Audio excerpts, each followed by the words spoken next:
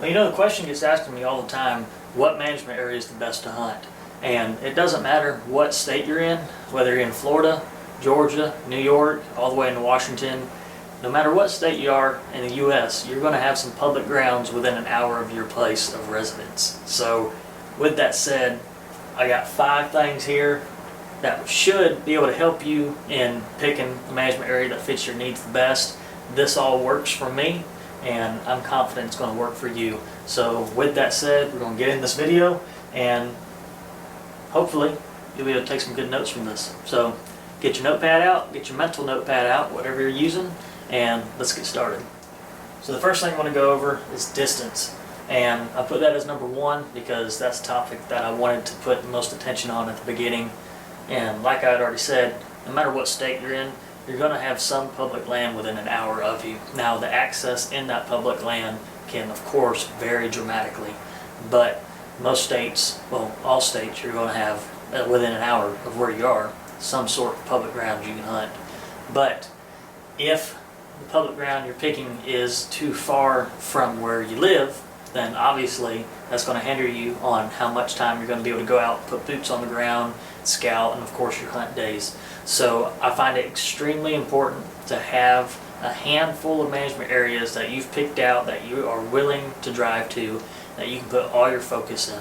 Whether they're the best in the state or whether they're kind of not really the best in the state, putting the scouting time in there, putting the boots on the ground, that will definitely always put you above everybody else that is not doing that. So just keep in mind your distance, get a distance you're willing to travel, and don't go beyond that, and that'll help you to at least start off your accessing the rest of this. Because if you're not willing to drive to it anyways, then none of the rest apply. So keep the distance always in mind as number 1. Second thing is limited hunt days.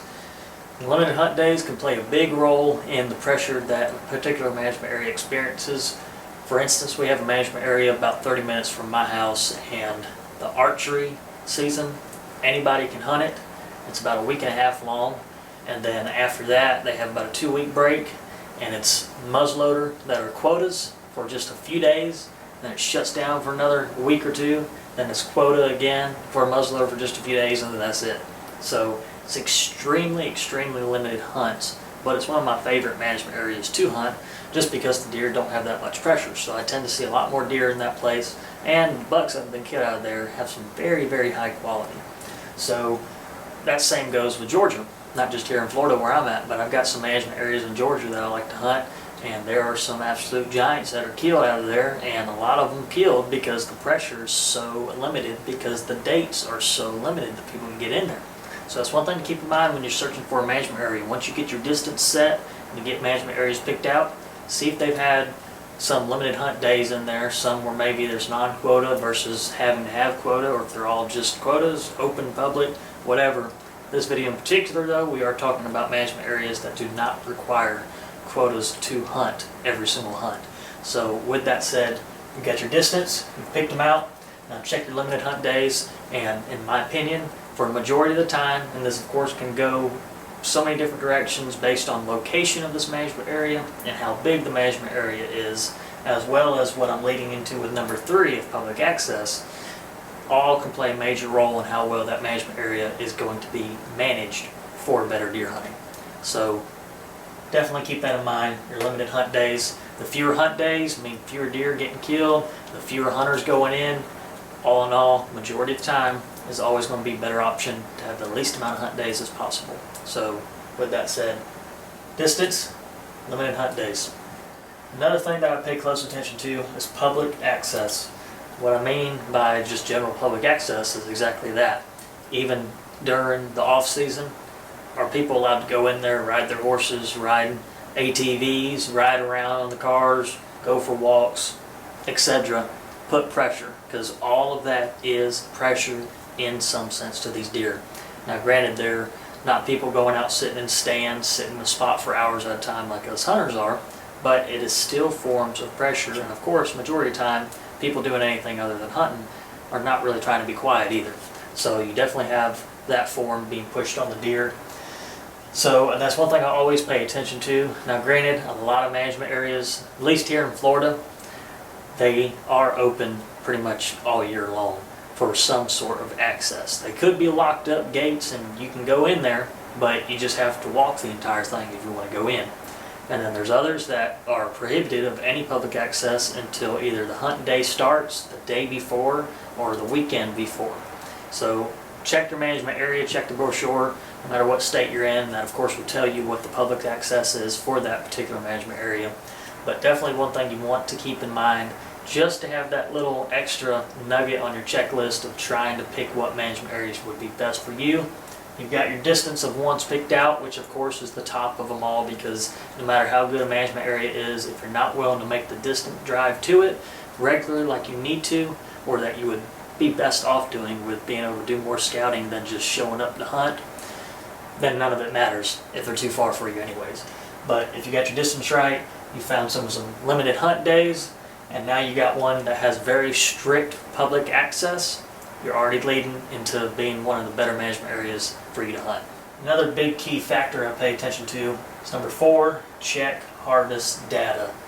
Now, I don't know what most states are, but I know here in Georgia and Florida, they do have harvest data records for majority of all their management areas. Here in Florida, there are some that do get skipped over, so you can't find the harvest data for that.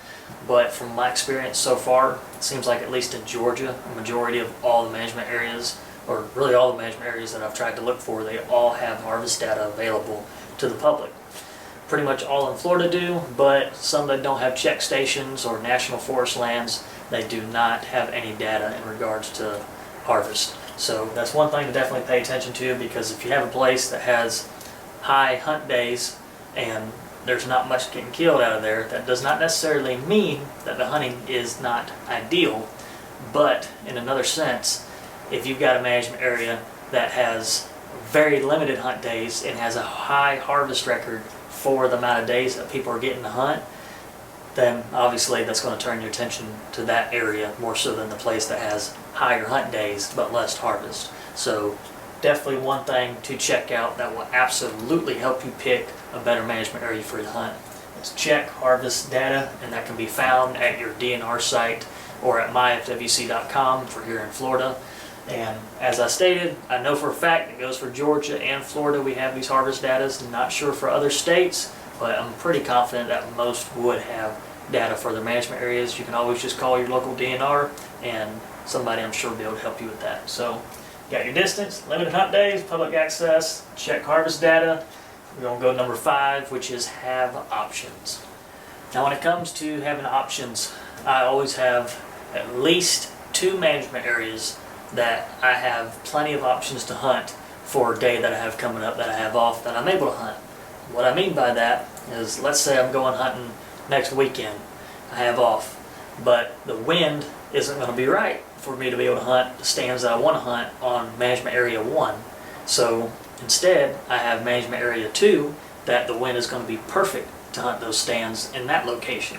Now, granted, I'm sure there's going to be people on here that say, well, you should have a stand at management area 1 that can go for whatever different types of winds, or have your different options to be able to hunt different stands for different winds, which is very true.